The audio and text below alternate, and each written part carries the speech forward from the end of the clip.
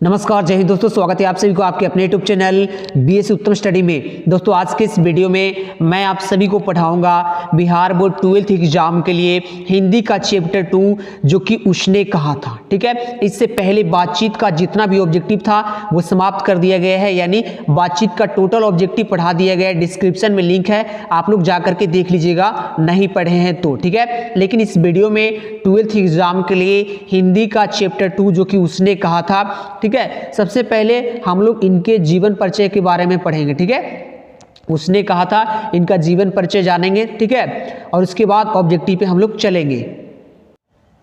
जो भी चैनल पे नए हैं, वीडियो के नीचे लाल रंग में सब्सक्राइब लिखा हुआ दिख रहा है तो उसे दबा करके बगल वाले घंटी को ऑन कर लीजिएगा। ठीक है, क्योंकि आपको यहाँ पे 100 नंबर हिंदी जो कि पूरा समाप्त कर देंगे। ठीक है, और इस वीडियो पे आप लोग क्लिक किए हैं तो पूरा इस वीडियो को देखिएगा। ठीक है, चलिए सबसे पहले जान लीजिए कि जो कि हिंदी का चैप्टर 2 है ये, जिसका नाम है उसने कहा था। अब ये किसके द्वारा लिखा गया है तो इसका लेखक जो कि चंद्रधर शर्मा गुलेरी जी हैं। ठीक है, पहले आपको ऑब्जेक्टिव भी पढ़ाएंगे, थोड़ा सा आप लोग जान लीजिए इसके बारे में बेसिक जो भी है। ठीक है, इनका जीवन परिचय के बारे में जान लीजिए। सबसे पहले आप लोग जान लीजिए चंद्रधर शर्मा गुलेरी जी का जन्म कब हुआ था। तो चंद्रधर शर्मा गुलेरी जी का जन्म 7 जुलाई 1883 में हुआ था। जिस तरह से मैं आपको पढ़ा रहा हूँ केवल आप लोग पढ़िए, एक वीडियो को देखिए, देख लेते हैं तो आपको काफ़ी ज़्यादा फायदा होगा, क्योंकि इसी तरह से आपको पढ़ने में इंटरेस्ट हो जाएगा। तो आप लोग चैप्टर 3 चैप्टर 4 इस तरह से पढ़ते रहिएगा। ठीक है, और चलिए आगे क्या कुछ बताया गया, मेन जो भी है टॉपिक यहाँ पे हेडलाइन दे दिए हैं। ठीक है,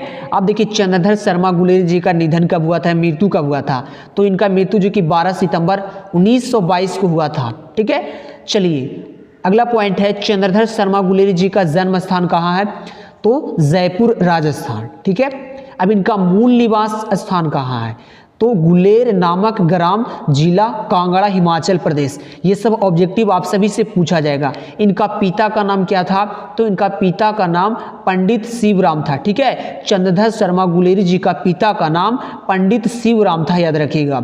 अच्छा, ये भी ऑब्जेक्टिव आपसे पूछा जाता है, गुलेरी जी ने कुल 3 ही कहानियां लिखी। ठीक है, अब एक आपको ऑब्जेक्टिव में पूछा जाएगा कि गुलेरी जी ने कुल कितने कहानियां लिखे थे, तो आप लोग 3 बताइएगा। इस तरह से आप लोग पढ़िए। ठीक है, चलिए आगे और भी इनके बारे में कुछ जानकारी जो कि हम लोग को जान लेना बेहद ही जरूरी है। ठीक है, देखिए कहा जा रहा है शिक्षा बचपन में संस्कृत की शिक्षा 1899 में इलाहाबाद तथा कोलकाता विश्वविद्यालय से क्रमशः एंट्रेंस तथा मैट्रिक, 1901 में कोलकाता विश्वविद्यालय से इंटरमीडिएट, 1930 में इलाहाबाद विश्वविद्यालय से बीए। ठीक है, अब देखिए चंद्रधर शर्मा गुलेरी जी 20वीं सदी के प्रथम चरण में हिंदी गद्य साहित्य के एक प्रमुख लेखक थे, याद रखिएगा। अब गुलेरी जी की रचनाएं कौन कौन है, चंद्रधर शर्मा गुलेरी जी की रचनाएं, क्योंकि ये भी आपसे ऑब्जेक्टिव में पूछा जाएगा। ठीक है, तो देखिए कहानी में है सुखमय जीवन जो कि 1911 में लिखा गया था। उसके बाद है बुध का कांटा 1911 में, और उसके बाद है उसने कहा था जो कि 1915 में। ठीक है, अब इनका जो भी जीवन परिचय था हम लोग पढ़ लिए। अब ऑब्जेक्टिव पे फटाफट चलते हैं। ठीक है, और इसका आप लोग पीडीएफ चाहते हैं तो हमारे टेलीग्राम पे जाकर के ले सकते हैं, डिस्क्रिप्शन में लिंक है, अन्यथा आप लोग हमारे वेबसाइट bscstudy.com से भी जाकर के ले सकते हैं। ठीक है, तो चलिए इस तरह से आप लोग पढ़ते चलिएगा। क्वेश्चन नंबर 1 में पूछा गया है, उसने कहा था कहानी के नायक। उसने कहा था कहानी के नायक लहना सिंह है, तो फर्स्ट का राइट आंसर की बात किया जाए तो ए हो जाएगा। बिल्कुल आप लोग याद करते चलिएगा, आपको यहाँ पे देखने से ही याद हो जाएगा। ठीक है, किसी प्रकार की रटने की जरूरत नहीं है। चलिए 2 में है, उसने कहा था किस प्रकार की कहानी है, तो उसने कहा था किस प्रकार की कहानी है, तो कर्म प्रधान। बिल्कुल आप लोग याद रखिएगा इस तरह से। चलिए 3 में आप लोग देखिए, उसने कहा था कहानी में किस शहर का चित्रण है। आप लोग पढ़े होंगे बारीकी से तो बिल्कुल आपको पता होगा कि अमृतसर होगा। ठीक है, बिल्कुल सही ऑप्शन नंबर बी हो जाएगा। चलिए 4 में आप लोग देखिएगा मेरे प्यारे दोस्तों, जर्मन पलटन को किसने मार गिराया था, तो जर्मन पलटन को किसने मार गिराया था। 4 का सही ऑप्शन नंबर आपका बी हो जाएगा, लहना सिंह ने। बिल्कुल सही जवाब है, याद रखिएगा। चलिए 5 में आप लोग देखिएगा, उसने कहा था किस वर्ष की कहानी है। अभी आप लोगों को बतलाए थे 1915 में। ठीक है, वो बुध का कांटा ये सब था 1911 में था।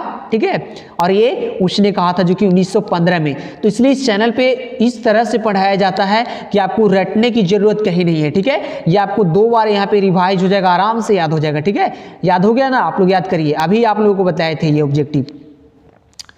चलिए 6 में देखिएगा मेरे प्यारे दोस्तों, चंद्रधर शर्मा गुलेरी जी का जन्म कब हुआ था। चंद्रधर शर्मा गुलेरी जी का जन्म कब हुआ था। 6 का राइट आंसर की बात किया जाए 7 जुलाई 1883, अभी ही आप लोगों को बतलाए थे। चलिए 7 में देखिएगा, चंद्रधर शर्मा गुलेरी जी का निधन कब हुआ था, यानी मृत्यु कब हुआ था। 7 का सही ऑप्शन नंबर आपका बी हो जाएगा। 11 सितंबर 1922 ईस्वी को चंद्रधर शर्मा गुलेरी जी का निधन हो गया था।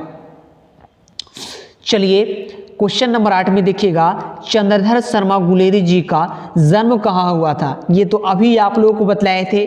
8 का क्या हो जाएगा, 8 का सी हो जाएगा, ठीक है। जयपुर राजस्थान, बिल्कुल इस तरह से पढ़ाया जाता है। चलिए क्वेश्चन नंबर 9 में देखिएगा, चंद्रधर शर्मा गुलेरी जी का मूल निवास स्थान कहाँ था। ये भी आपको बताया गया है। 9 का सही ऑप्शन नंबर आपका डी हो जाएगा, गुलेर, कांगड़ा, हिमाचल प्रदेश, अभी आप लोगों को बताए थे, बिल्कुल याद रखिएगा इस तरह से। चलिए 10 में देखिएगा मेरे प्यारे दोस्तों, गुलेरी जी की प्रमुख कहानियों का नाम बताइए, कौन कौन इसमें है बताइए। तो ये ऑप्शन देखने से ही आपको पता चल रहा है कि इसका सही ऑप्शन नंबर डी होगा, क्योंकि अभी आप लोगों को पढ़ाए थे गुलेरी जी की प्रमुख 3 कहानियां हैं, सुखमय जीवन जो कि 1911 में, और बुध का कांटा जो कि 1911 में, और उसने कहा था जो कि 1915 में। तो इस तरह से आप लोग याद रखिए, ठीक है। चलिए 11 में देखिएगा, गुलेरी जी के प्रमुख निबंधों का नाम बताए। ये तो अभी आप लोगों को बताए थे ना दोस्त। सही ऑप्शन नंबर क्या हो जाएगा, 11 का डी हो जाएगा, ठीक है, ये सभी हो जाएगा।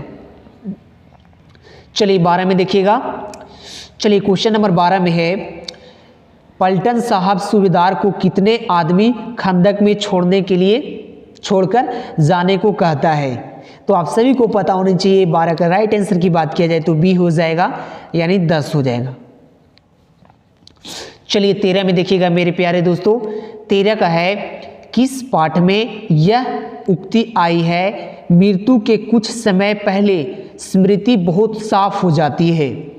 13 की राइट आंसर की बात किया जाए तो ए हो जाएगा, उसने कहा था, बिल्कुल सही जवाब हो जाएगा। चलिए 14 में देखिएगा, गुलेरी जी ने किन पत्रिकाओं का संपादन किया है। 14 का राइट आंसर ए हो जाएगा, ठीक है। समालोचक, काशी नागरी और प्रचारिन पत्रिका, ओके। सही ऑप्शन नंबर बी ए हो जाएगा, 14 का याद रखिएगा, ए हो जाएगा। चलिए 15 में देखिएगा, किन विषयों पर गुलेरी जी ने लेखन किया है। तो 15 के राइट आंसर की ओर चलते हैं। तो 15 का राइट आंसर क्या हो जाएगा, डी हो जाएगा, उपयुक्त तीनों हो जाएगा, ठीक है, याद रखिएगा। चलिए यहाँ पे आप लोग देखिएगा मेरे प्यारे दोस्तों, 16 में देखिएगा, कुड़माई का क्या अर्थ होता है। ये चैप्टर आप लोग पढ़े होंगे तो बिल्कुल आपको पता होगा। कुड़माई का अर्थ क्या होता है, विवाह होता है। एक लड़का था, वो बार बार उस लड़की से पूछा करता था, क्या आपका कुड़माई हो गया है, यानी शादी हो गया है, विवाह हो गया है, ठीक है। तो ये सही ऑप्शन नंबर की बात किया जाए तो ए हो जाएगा 16 का, ठीक है। चलिए देखिएगा आप लोग, बुध का कांटा रचना किसकी है। तो ये आपको देखिए ऑब्जेक्टिव बिल्कुल पूछ दिया गया है, आपको दे दिया जाएगा बुध का कांटा किसकी रचना है। तो 17 का राइट आंसर क्या हो जाएगा, बी हो जाएगा, चंद्रधर शर्मा गुलेरी। अभी आप लोगों को ये बतलाए थे, बिल्कुल सही जवाब हो जाएगा बी। चलिए 18 देखिएगा, चंद्रधर शर्मा गुलेरी जी किस युग के कवि थे। मैं आप लोगों को अभी पढ़ा चुके हैं 20वीं शताब्दी के, ठीक है। तो सही ऑप्शन नंबर डी हो जाएगा, कहीं भी आपको रटाने की जरूरत नहीं पड़ रहा है। चलिए 19 में देखिएगा, उसने कहा था कहानी के नायक कौन है। उसने कहा था कहानी के नायक लहना सिंह है, लहना सिंह। 19 का राइट आंसर ए हो जाएगा, बिल्कुल याद रखिएगा आप लोग। 20 में देखिएगा, निम्न में से कौन चंद्रधर शर्मा गुलेरी जी की रचना नहीं है। 4 ऑप्शन है, ये ऑप्शन थोड़ा सा गलत हो गया है, ठीक है। ये होगा, निम्न में से कौन चंद्रधर शर्मा गुलेरी जी की रचना नहीं है। 4 ऑप्शन दिए गए हैं। तो 20 का राइट आंसर की बात किया जाए तो डी हो जाएगा, ठीक है। क्योंकि सुखमय जीवन होगा, ठीक है, ये मुखमय नहीं होगा, सुखमय जीवन बुध का काटा और उसने कहा था, और ये नहीं है, ठीक है, नहीं है पूछा जा रहा है, तो सही ऑप्शन नंबर डी हो जाएगा। इस तरह से थ्योरिकल यहाँ पे पढ़ाया जाता है, रटा रटाया नहीं, ठीक है। चलिए 21 में देखिएगा, चंद्रधर शर्मा गुलेरी किस युग के कहानीकार हैं? तो देखिए 21 का राइट आंसर ए हो जाएगा, ठीक है, 21 का क्या हो जाएगा, 21 का ए होगा, ठीक है, भारतेंदु युग होगा ना, ये ऑप्शन में थोड़ा सा प्रॉब्लम है लेकिन ये होगा, ठीक है। और ये देखिए आप लोग जो भी ऑब्जेक्टिव पढ़ते हैं तो आप लोग एक बार कमेंट में जाकर के देख लीजिएगा, शायद एक आध ऑब्जेक्टिव गलत भी हो जाए तो वहाँ पे आपको आंसर दे करके पिन कर दिया जाएगा, क्योंकि हो सकता है जो आप ऑब्जेक्टिव आपने गलत पढ़ा है वही आपको एग्जाम में पूछ दिया जाए, इसलिए आप लोग एक बार कमेंट जा करके जरूर देख लीजिएगा, ठीक है। तो 11 का राइट आंसर ए हो जाएगा, ठीक है। 22 में देखिएगा आप लोग, लहना सिंह के गाँव का क्या नाम है? तो लहना सिंह का गांव का क्या नाम था? 22 का राइट आंसर बी हो जाएगा, मांझे, ठीक है, ये लाना नहीं होगा, लहना होगा, लहना सिंह का गांव का नाम पूछा जा रहा है। 23 में आप लोग देखिएगा, बचपन में लहना सिंह लड़की से बार बार कौन सा प्रश्न करता था? ये आपको बताए थे ना कि ये प्रश्न करता था कि तेरी कुड़माई हो गई है, यानी विवाह के बारे में पूछा करता था, तो सही ऑप्शन नंबर आपका सी हो जाएगा। 24 में देखिएगा, गुलेरी जी की कुल कितनी कहानियां लिखी है? तो गुलेरी जी ने कुल 3 कहानियां लिखे हैं, अभी आप लोगों को बतलाए थे, सही ऑप्शन नंबर सी। चलिए 25 देखिएगा, लहना सिंह किस पद पर था? तो 25 का राइट आंसर की बात किया जाए तो ए हो जाएगा, ठीक है, सूबेदार। 26 में देखिएगा मेरे प्यारे दोस्तों, लहना सिंह की मृत्यु किसकी गोद में हुई थी? तो लहना सिंह की मृत्यु बजरा सिंह की गोद में हुई थी, ठीक है, सही ऑप्शन नंबर आपका बी हो जाएगा, याद रखिएगा। 27 में देखिएगा मेरे प्यारे दोस्तों, सूबेदार हजारा सिंह के लड़के का क्या नाम था? तो 27 का राइट आंसर ए हो जाएगा, बोधा सिंह हो जाएगा। चलिए 28 में देखिएगा, भारतीय सिपाहियों का किसके साथ संघर्ष हुआ था? तो 28 का राइट आंसर डी हो जाएगा, जर्मन के साथ। चलिए 29 में देखिएगा, कछुआ धर्म किसकी रचना है? 29 का सही ऑप्शन नंबर डी हो जाएगा, चंद्रधर शर्मा गुलेरी जी का। चलिए 30 में आप लोग देखिएगा, अमृतसर में लहना सिंह के कौन रहते थे? तो उनका मामा रहते थे, सही ऑप्शन नंबर क्या हो जाएगा, 30 का सही होगा, ठीक है। तो एक बार आप लोग जा करके कमेंट में देख लीजिएगा कि हो सकता है कि एक ऑब्जेक्टिव या 2 ऑब्जेक्टिव किसी तरह से गलत आंसर बोला गया होगा, ठीक है, इसलिए एक बार आप लोग कमेंट जरूर देख लीजिएगा जा करके, ठीक है। अब अभी आप लोगों को क्या करना है, इस वीडियो को लाइक कर देना है, अपने दोस्तों के पास शेयर कर देना है, चैनल पे नए हैं तो आप लोग चैनल को सब्सक्राइब कर लीजिएगा, ठीक है, चैनल को सब्सक्राइब कर लीजिएगा। और बातचीत का ऑब्जेक्टिव नहीं देखा है तो डिस्क्रिप्शन में लिंक दिया हुआ है, नीचे जाकर के आप लोग देख लीजिएगा, ठीक है। और नेक्स्ट डे जो कि चैप्टर नंबर 3 आएगा, ठीक है, तो इस तरह से चैनल से आप लोग जुड़ जाइए। दोस्तों मिलते हैं नेक्स्ट वीडियो में, तब तक के लिए जय हिंद, वंदे मातरम।